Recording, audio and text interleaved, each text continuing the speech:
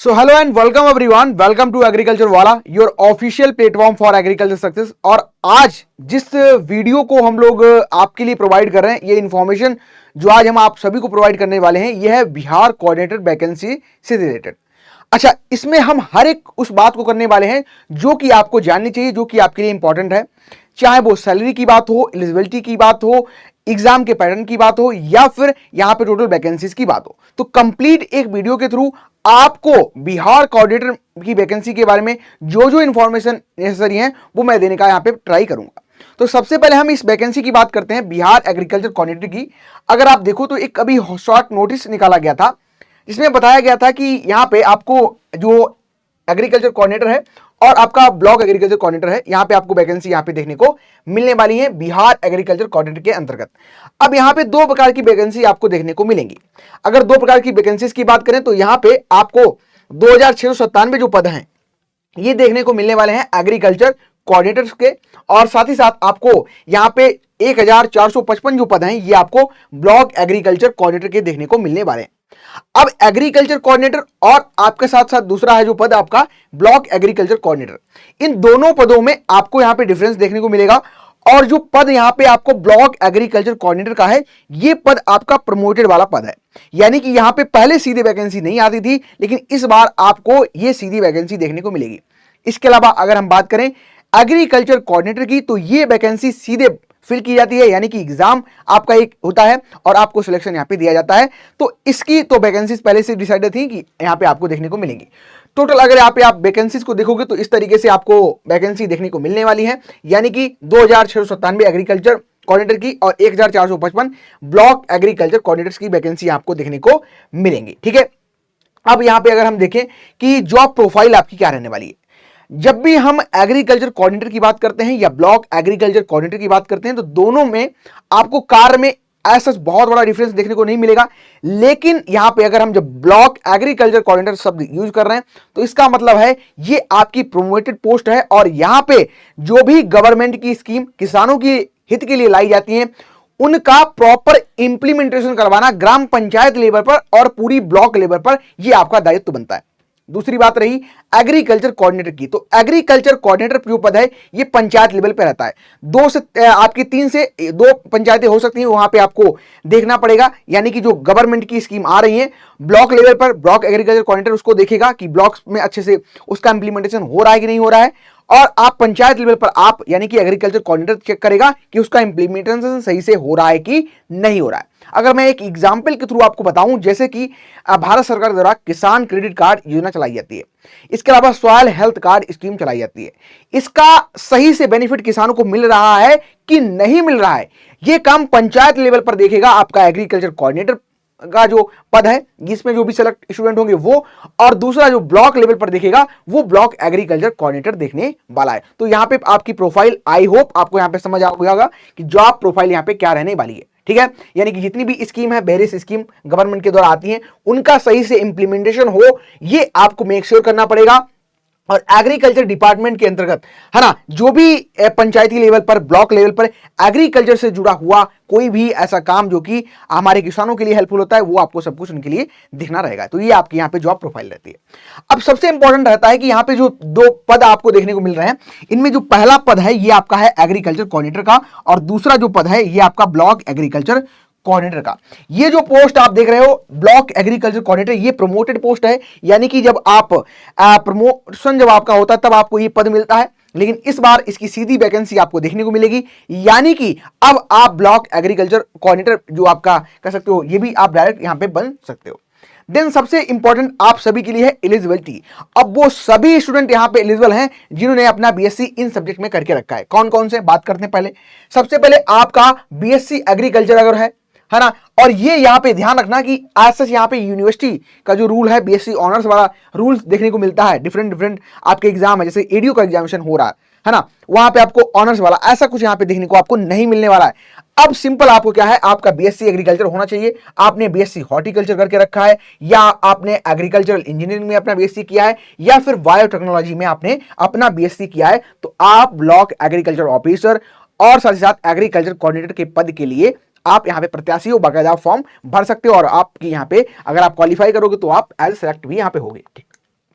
अब बात आती है एज लिमिट। तो बहुत से बच्चों का डाउट था कि मैं अभी कहीं पे जॉब कर रहा हूं, प्राइवेट जॉब कर रहा हूं, है ना, मैं 4 साल से बैठा हूं, क्या मैं इसके लिए एलिजिबल हूंगा? बहुत सारे डाउट थे। तो यहाँ पे मैंने आपको एक लिस्ट प्रोवाइड कर दी है। अगर यहाँ पे हम देखें, जो जनरल स्टूडेंट हैं, यूआर के कैंडिडेट हैं, इनकी जो एज लिमिट रहेगी मेल में, उनका रहेगा 18 से लेकर 37 साल के बीच में। अगर आप आते हो तो बाकायदा आप यहाँ पे फॉर्म फिल करा पाओगे। इसके अलावा दूसरा रहेगा जनरल फीमेल्स के लिए, तो यहाँ पे 18 से लेकर 40 तक का एज लिमिट आपको देखने को मिलता है। अगर आप इसके बीच में आप आते हो तो बाकायदा फॉर्म भर पाओगे। फिर आता है आपका बीसी और ईबीसी, मेल और फीमेल कैंडिडेट्स के लिए, तो 18 से 40 सेम उनका भी रहेगा। इसके अलावा एससी एसटी मेल फीमेल जो भाई हैं, उनके लिए 18 से 42 साल का यहाँ पे जो एज लिमिट है ये देखने को मिलने वाला। तो एज सच आपको एज से जो डाउट से यहाँ पे आपको क्लियर हो गए होंगे। आप अपनी कैटेगरी के अकॉर्डिंग यहाँ पे देख सकते हो कि किस में आप बिलोंग करते हो और आपकी एज लिमिट इस तरीके से रहने वाली। नेक्स्ट आते हैं, सबसे इंपॉर्टेंट है कि यहाँ पे कॉलेज स्टूडेंट्स बोल रहे थे कि सर क्या मैं कॉलेज से मैंने बीएससी किया है, क्या मैं कर पाऊंगा नहीं कर पाऊंगा फॉर्म फिलअप? बिल्कुल कर पाओगे। साफ सीधे नोटिस में मेंशन था, है ना, शॉर्ट नोटिफिकेशन में, कि आपका जो बीएससी है ये एग्रीकल्चर की किसी भी स्ट्रीम में हुआ हो। जो स्ट्रीम यहाँ पे मेंशन है, हॉर्टिकल्चर है, एग्रीकल्चरल आपका इंजीनियरिंग है, बायोटेक्नोलॉजी है, किसी भी रिकॉग्नाइज एग्रीकल्चर यूनिवर्सिटी से हो या फिर किसी भी कॉलेज से हो और या भी किसी इंस्टीट्यूट से हो, तो बाकायदा आप यहाँ पे एलिजिबल हो। अब वो सभी बच्चे जो कॉलेज से हैं या किसी इंस्टीट्यूट से हैं या यूनिवर्सिटी से हैं, है ना, बाकायदा आप यहाँ पे फॉर्म फिलअप कर पाओगे। तो ये आपको ये यहाँ पे इसकी एजुकेशनल क्वालिफिकेशन देखने को मिल रही है। नेक्स्ट फिर आता है आपका रिक्रूटमेंट। जो रिक्रूटमेंट है ये आपका कंडक्टिंग बॉडी जानना जरूरी है। इससे आपको एग्जाम किस तरीके का होने वाला है, क्या लेवल रहेगा पेपर का, ये आपको सारी चीजें समझ आती हैं।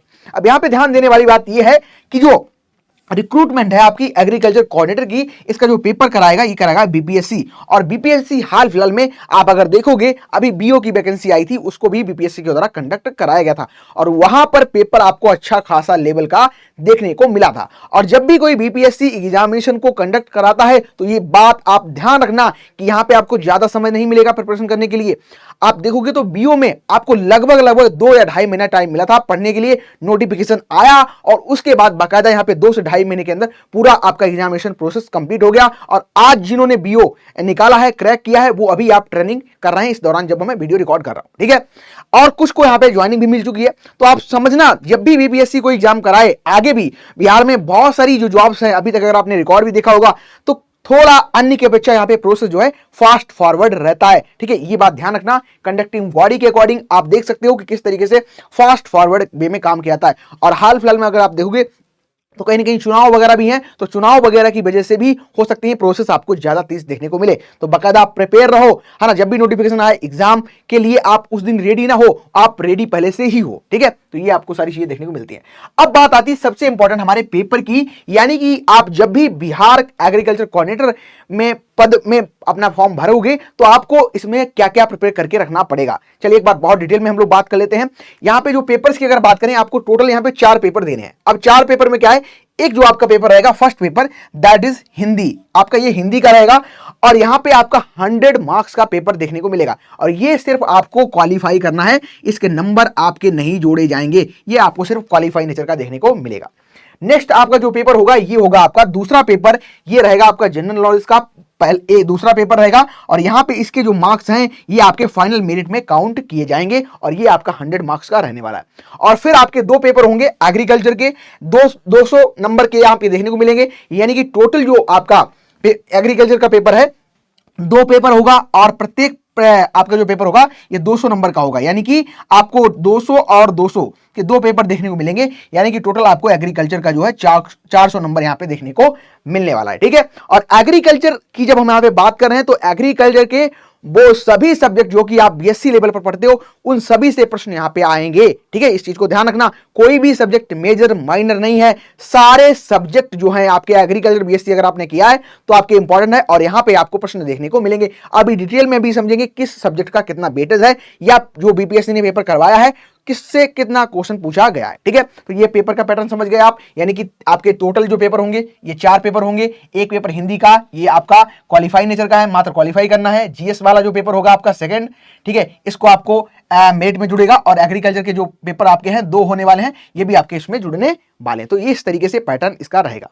फिर इंपॉर्टेंट बात आती है कि अब यहाँ पे जब हम सब्जेक्ट की यहाँ पे बात कर ली, यानी कि हमसे पूछा क्या जाएगा, एग्जाम का पैटर्न बेसिकली क्या है, सिंपल यहाँ पे हमने आपको बताया कि इस तरीके से पेपर रहेंगे, यानी कि आपको टोटल 4 पेपर देने, एक आपका क्या है, एक जो पेपर रहेगा हिंदी वाला, इसको आपको सिर्फ क्वालिफाई करना है, 3 का नंबर आपको काउंट किया जाएगा। ठीक है, तो ये सिंपल रहेगा। इसमें क्या क्या पूछा जाएगा, एग्रीकल्चर नॉलेज, जीएस, सबकी डिटेल में बात करते हैं। तो एग्जाम पैटर्न की अगर हम लोग चर्चा करें तो सभी एलिजिबल हैं बेसिकली, और हिंदी लैंग्वेज में आपको कंप्लीट हिंदी पढ़नी रहेगी, है ना। कोई भी बुक जो आपको बढ़िया लगती है, इससे पहले आपने पढ़ के रखा है, या बहुत सी ऐसी बुक भी है, मैं भी रिकमेंड कर दूंगा, अगर आपको कोई बुक चाहिए हिंदी की जिससे आपको पढ़ना है, आप बाकायदा पढ़ सकते हो वहां से। ठीक है, हिंदी कंप्लीट आपको यहाँ पे पढ़नी रहेगी, क्वालिफाई नेचर का है, तो उसी अकॉर्डिंग आप प्रिपरेशन यहाँ पे करने वाले हो। ठीक है, फिर आता है आपका यहाँ पे पूरा सिलेबस बाकायदा मेंशन है, आप पढ़ सकते हो, देख सकते हो उसको। ठीक है, फिर हमारा आता है जो क्वालिफाइंग नेचर में, यानी कि यहाँ पे मार्क्स आपके काउंट होंगे, ये आपका पेपर रहेगा, यानी कि पहला जो पेपर है जो कि काउंट किया जाएगा, ओवरऑल इसके मार्क्स जो है ये आपके काउंट किए जाएंगे, वो रहेगा आपका जीएस। ठीक है, अब जीएस में क्या क्या आपसे पूछा जा सकता है, थोड़ी उसकी चर्चा करते हैं।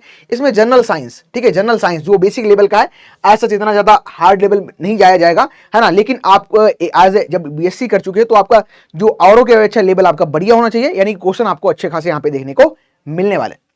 नेक्स्ट इसमें अगर बात करें कौन कौन से इवेंट हुए हैं उनके बारे में, नेशनल और इंटरनेशनल लेवल के जो इंपॉर्टेंस रखते हैं, करंट अफेयर से क्वेश्चन देखने को मिलेंगे, और पीछे बीपीएससी ने पेपर करवाया भी था तो बढ़िया लेवल का करंट अफेयर यहां पे देखने को मिला था। इसके अलावा हिस्ट्री ऑफ बिहार के बारे में और इंडियन हिस्ट्री के बारे में आपको पढ़ के जाना है, और बिहार की जो हिस्ट्री है इसको बिल्कुल स्किप मत करना, क्योंकि यहां से डायरेक्ट क्वेश्चन आते हैं और बहुत ईजी, अगर आप टाइम दोगे तो अच्छे से आप कर पाओगे इसको। ठीक है, नेक्स्ट आपको पूरा इंडियन जियोग्राफी, है ना, और बिहार का जियोग्राफी, आप बिहार के बारे में जब पढ़ोगे, है ना, बिहार स्पेशल, तो आपको वहां पे समझ आ जाएगा। इसके अलावा इकोनॉमी, इंडियन पॉलिटी के बारे में आपको पढ़ना पड़ेगा। इसके अलावा बिहार में जो पोस्ट इंडिपेंडेंस और इसके बाद में जो चेंजेस हुए हैं, या इससे रिलेटेड क्या क्या चीजें रही हैं, क्या क्या इकोनॉमिक कंडीशन वहां पे है, किस तरीके से आपका कह सकते हो प्रोडक्शन में अपना इंपॉर्टेंस रोल प्ले करता है बिहार, है ना, पूरा इंडिया की जीडीपी में कितना रोल प्ले करता है, वो सारी चीजें आपको यहाँ पे पढ़नी पड़ेंगी।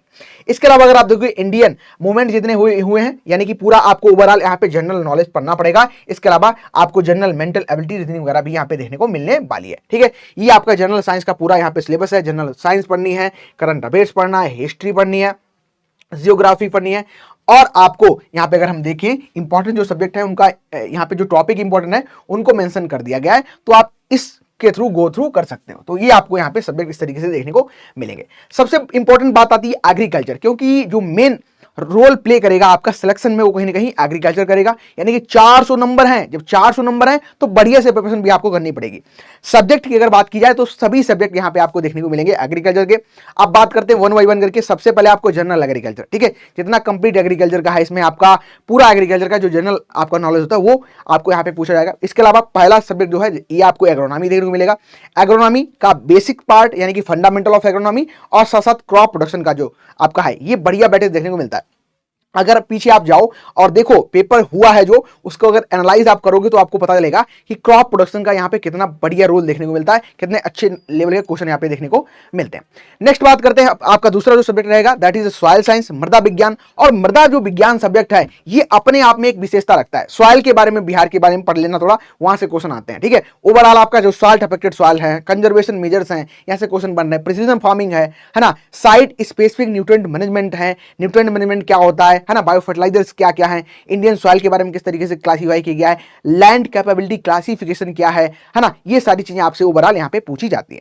फिर आता है हमारा थर्ड कह सकते हैं यहाँ पे हॉर्टिकल्चर सब्जेक्ट, और हॉर्टिकल्चर का अपने आप में एक इंपॉर्टेंस है। यहाँ पे आपको जीआई टैग हाल फिलहाल में जो भी मिले हॉर्टिकल्चर रिलेटेड उनको पढ़ लेना, जितनी क्रॉप है हॉर्टिकल्चर की डिटेल में उनको पढ़ लेना, साथ ही साथ जो प्रोडक्शन वाला पोर्शन है, ठीक है, पोस्ट हार्वेस्ट वाला जो पोर्शन है हॉर्टिकल्चर, इसको अच्छे से पढ़ के जाना, है ना। और फ्लोरिकल्चर के क्वेश्चन भी आपको अच्छे खासे देखने को मिलते हैं, तो हॉर्टिकल्चर बकायदा आप पढ़ के जा सकते हो। नेक्स्ट हमारा आता है प्लांट ब्रीडिंग एंड जेनेटिक्स। तो जेनेटिक्स में आपका कंप्लीट वही आपका जो जैसे कि मेंडेलियन जेनेटिक्स है, पूरा लॉ कौन कौन से मेंडल ने दिए, है ना, कौन सा लॉ किसका कोई एक्सेप्शन है, क्या एग्जांपल है, वो सारी चीजें। साथ ही साथ आपको बायोटेक्नोलॉजी और इसका किस तरीके से यूज कर सकते हैं, पीसीआर क्या होता है ना, बायोटेक्नोलॉजी के बारे में कैसे हम लोग जो बायो फोर्टिफाइड चीजें हैं उनको बनाते हैं, कैसे इसका इस्तेमाल करते हैं, क्लोनिंग कैसे करते हैं, माइक्रो प्रोपोगेशन क्या है, ये सारी चीजें देखने को मिलेंगी। प्लांट पैथोलॉजी और एंटोमोलॉजी आपको बढ़िया सिलेबस से पढ़ना है। प्लांट पैथोलॉजी में आपको सभी डिजीज पढ़नी है क्रॉप्स की, की, है ना, उनका इंपॉर्टेंस क्या है, मैनेजमेंट कैसे कर सकते हो, कोई नई टेक्नोलॉजी है तो उसको कैसे इस्तेमाल करेंगे, वो सारी चीजें। साथ ही साथ आप बात करोगे एंटोमोलॉजी, है ना, कीट विज्ञान। अब कीटों के बारे में, स्टोरेज में जो पेस्ट लगते हैं उनके बारे में, कोई क्रॉप के स्पेसिफिक पेस्ट है उनके बारे में पढ़ना है, ठीक है। और ओवरऑल जो रोडेंट्स वगैरह है यहाँ से भी कभी क्वेश्चन देखने को मिल जाते हैं, यानी कि आपको कंप्लीट जो हमारा एंटोमोलॉजी सब्जेक्ट है ये आपको यहाँ पे पढ़ना रहेगा। नेक्स्ट आता है आपका एग्रीकल्चर इकोनॉमिक्स, और इकोनॉमिक्स बेसिकली एग्रीकल्चर इकोनॉमिक्स है, तो एज सच आप देखोगे इतना बड़ा नहीं है, अगर टाइम दोगे तो आसानी से खत्म कर सकते हो। इसमें आपके, है ना, सभी जो इंपॉर्टेंट एग्रीकल्चर इकोनॉमिक्स के प्रोस्पेक्ट हैं, इनपुट आउटपुट बजट, है ना, इसके अलावा अगर आप देखोगे क्रेडिट क्या होता है, लोन क्या है ना, किस तरीके से मार्केट सेगमेंटेशन हुआ है, ये सारी चीज़ें आपको कहीं ना कहीं यहाँ पे पढ़नी पड़ेंगी। फार्म मैनेजमेंट के बारे में पढ़ लेना, फार्म का मैनेजमेंट कर रहे हैं तो उसमें फैक्टर प्रोडक्शन क्या होते हैं, है ना, उसके कितने टाइप हैं, वो सारी चीज़ें, प्राइस पॉलिसी वगैरह ये सारी चीज़ें देखने को मिलेंगी। एग्रीकल्चर इंजीनियरिंग में आप यंत्रों के बारे में, टिलेज के बारे में अच्छे से पढ़ लोगे तो कहीं ना कहीं कवर अप हो जाएगा कि ये टिलेज कितने प्रकार का होता है ना, टिलेज में इसके एग्जाम्पल कौन कौन से होते हैं, टिलेज करते क्यों हैं, तो ये सारी चीज़ें आपको कहीं ना कहीं यहाँ पे देखने को मिलेंगे। इरिगेशन, ड्रेनेज, ये सारी चीज़ें आपको यहाँ पे देखने को मिलेंगे। देन आता है आपका एनिमल हस्बेंड्री, है ना, अपने आप में एक बड़ा सब्जेक्ट है, और यहाँ पे आपको हर एक काऊ की जो चाहे कोई ब्रीड हो, चाहे आपकी कैटल हो, है ना, ये पोल्ट्री वाला पोर्शन हो गया, लाइव स्टॉक हो गया, फिशरीज हो गया, मोस्टली आप ओवरऑल यहाँ पे कह सकते हो कि एक जो बेसिक लेवल का है, ठीक है। आप एक बार अगर पढ़ के भी रखे हो, एक रिवीजन कोई कर लोगे, तब भी आपकी चीजें आसान यहाँ पे होने वाली हैं, ठीक है। बस शर्ते आपको ध्यान ये रखना है कि आपको, है ना, ऑल इंडिया लेवल पर यहाँ पे फाइट करनी पड़ेगी, यानी कि एलिजिबिलिटी अगर देखो तो कहीं कहीं ये भी पॉइंट देखने को मिलेगा, ऑल ओवर इंडिया यहाँ पे आपको एलिजिबिलिटी देखने को मिलने वाली है, यानी कि जो फाइट आपकी है सभी पूरे भारत के जो एग्रीकल्चर के छात्र हैं उनके साथ है। तो अपना लेवल, है ना, कह सकते हो कि लेवल इतना बना के चलना पेपर में, ताकि जब आप बैठो तो आपको ऐसा ना लगे कि नहीं मुझे ये चीज नहीं आ रही, नहीं तो नहीं है। कोई भी चीज एग्रीकल्चर से जुड़ी है वो आपको नई नहीं लगनी चाहिए, वो आपको एक दो बार पढ़ा होना चाहिए। आपने अगर पढ़ा है तो बाकायदा आप बढ़िया यहाँ पे करने वाले हो, ठीक है। और फिर आपका जो भी अगर आपका हो सकता है एग्जामिनेशन इसी बार आपकी वैकेंसी देखने को मिल जाए, इसी साल देखने को मिल जाए, अगर थोड़ा लेट भी होता है, देन आप क्या है उस साल का जो करंट का डाटा है एग्रीकल्चर से रिलेटेड, प्रोडक्शन कितना हुआ है, क्रॉप का प्रोडक्शन किसका हुआ है, राइस कितना प्रोडक्शन हुआ है, ठीक है, हमारी रैंकिंग क्या है किसी सेक्टर में, तो ये सारे एग्रीकल्चर का जो करंट अफेयर हमारा होता है ये आपको यहाँ पे पढ़ना रहता है, ठीक है। अब बात आते हैं सबसे जो इंपॉर्टेंट है, दैट इज सैलरी, है ना, सैलरी कितनी मिलेगी। अब अगर आप किसी स्टेट के हो और बिहार में आप ज्वाइन करने जा रहे हो, तो आपके लिए इंपॉर्टेंट ये भी रहता है कि अब यहाँ पे सैलरी आपके लिए कहीं ना कहीं मोटिवेटिंग रहेगी, और साथ ही साथ इंपॉर्टेंट भी है बिकॉज ऑफ द, अब आप बिहार में जॉब करने जा रहे हो तो वहां पे आपको देखना पड़ेगा किस तरीके के आपको बेनिफिट्स मिल रहे हैं, क्या क्या चीजें आपको मिलेंगी, टोटल ओवरऑल आपको क्या सैलरी यहाँ पे मिलने वाली। तो बात करते हैं, अगर देखो तो बेसिक जो आपका पे है ये 29,200 यहाँ पे देखने को मिलेगा, इसमें डीए लगेगा यानी कि डियरेंस अलाउंस लगेगा, और जो कि अगर हम लगाएंगे 55% देखने को मिलता है, तो आपका 16,060 रुपए बनेगा, और 16,800 रुपए यानी कि आपका डियरेंस अलाउंस बना। फिर आपको एचआरए भी मिलेगा 10-12%, कहां पे आपकी लोकेशन है, कहां पे आपकी पोस्टिंग रहेगी उसके अकॉर्डिंग ये आपका मिलता है एचआरए, ठीक है। तो आप अगर 10 या 20 में हम अगर 10% भी लेते हैं तो लगभग यहाँ पे आपको 20% लोगे तो आपका 5,840 बन जाएगा। तो उस तरीके से जो आपका फिफ्थ लेवल का है, लेवल 5 का जो आपको सैलरी देखने को मिलेगा, अप्रॉक्स आपको यहाँ पे मेडिकल और ट्रांसपोर्ट के लिए 2,000 से 5,000 मिलेगा। तो सैलरी जो ओवरऑल आप देखोगे, है ना, टोटल मिला के अप्रॉक्स आपकी 50 से 56,000 के बीच में देखने को मिलेगी। तो इन हैंड सैलरी और वगैरह जो चीजें एनपीएस वगैरह काट के आपको 45 से लेके 52,000 के बीच में देखने को मिलने वाली है, ठीक है। फिर आता है आपकी 7th जो लेवल है इसका, और यहाँ पे अगर आप देखोगे तो इस सैलरी में अगर हम लोग डीए शामिल करें तो आपका 55% करीब 24,695 रुपए बन जाएगा, और एचआरए वही अगर 10 से 20 के बीच मान चलते हैं तो आपका 8,980 बन जाएगा, ठीक है। अदर अलाउंस की बात करें तो 3,000 से 7,000 के बीच में डिपेंड करेगा कहाँ आप रह रहे हो लोकेलिटी पे, ठीक है। और एस्टिमेट अगर देखें हम लोग तो यहाँ पे आपको जो सैलरी है 68,000 रुपए से लेके 80,000 रुपए के बीच में देखने को मिलेगी। तो ये कंप्लीट एक डिटेल में आपको इन्फॉर्मेशन जो कि बिहार कोऑर्डिनेटर की आप तक पहुंचनी चाहिए थी, इस वीडियो के माध्यम से पहुंच गई होगी। अगर अब भी आपको कोई डाउट रहता है तो आप बाकायदा कमेंट कर सकते हो, या आप मुझसे पर्सनल भी कनेक्ट कर सकते हो, मैं आपके सारे डाउट्स लेने के लिए रेडी हूं। Thank you everyone, thank you for watching, wish you very best.